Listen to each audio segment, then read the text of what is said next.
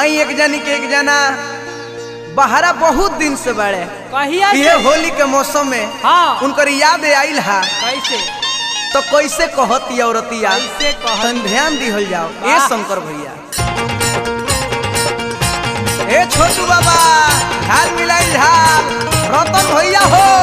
अहिनी भैया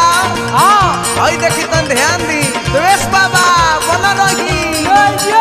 ए उपेंद्र नागरा छोड़ हिनका घाघरा में घुस अरे दीपक एगो अंगनू हुआ हो जुबाना के जाबी बिनवाई बोलम सोहलिया में आई जुबाना के जाबी बिनवाई बोलम सोहलिया में आई होलिया में आई राजा होलिया में आई होलिया में आई राजा होलिया में आई ना तो फागुन भर तुराई बोलम सोहलिया में आई ना तो फागुन भर तुराई बोलम सोहलिया में आई होलिया में आई पिया होलिया में आई होलिया में आई राजा होलिया में आई ना तो फागुन भर तुराई बोलम सोहलिया में आई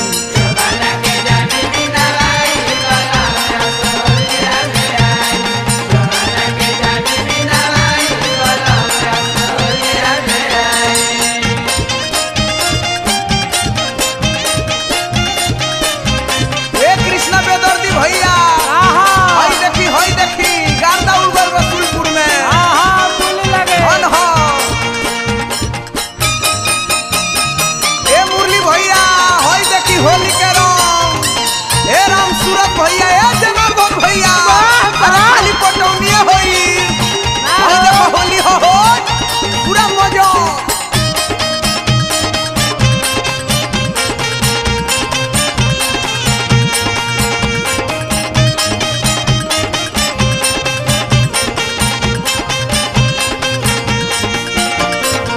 तनु मनाई बकिर आद नहीं माने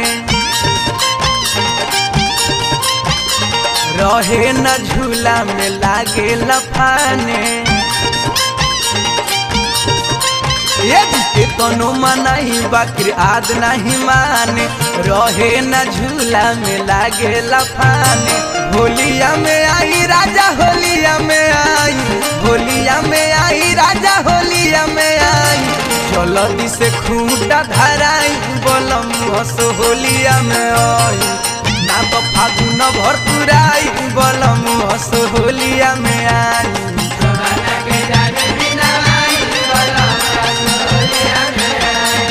ए रिंकू भाई हई देखी खुशी इलेक्ट्रॉनिक्स होली के आयोजन में चली ज्वाला जी के लगे मदन ड्राइवर हो ले चला धन हो ले ला बाबू जटा बाबू आजू राजा होई देखो होली हो जटा बाबू पूरा लाटा कुटी धन हो होली हो अब हिले को बेर रंग नहीं लागल फगुनी बेयार हमें कोइले बपागल अब हिले को बेरी रंग नहीं लागल फगुनी बेयार हमें कोइले बपागल आई राजा होलिया में आई होलिया में आई पिया होलिया में आई भूखी भूखी जात बसमाई बोलम सो हाली से खूटा धराई बोलम सो फगुआ में आई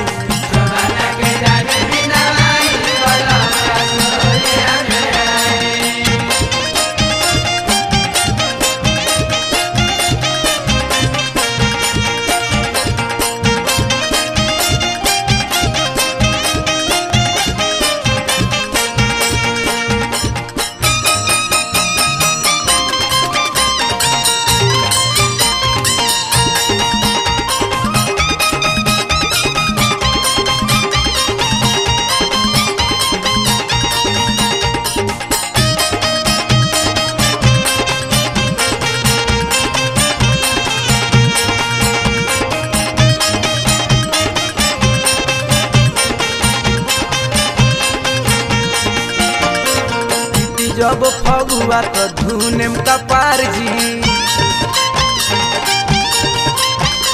रातो दिन हरता सोर हो सिंगार जी सुनी ना जब फगुआ तो धुनेम कपार जी रातो दिन हरता सोर हो सिंगार जी जल्दी से आई पिया जल्दी से आई हाली से आई पिया हाली से आई नहीं तो बेदर्दी सधाई बोलम होलिया में आई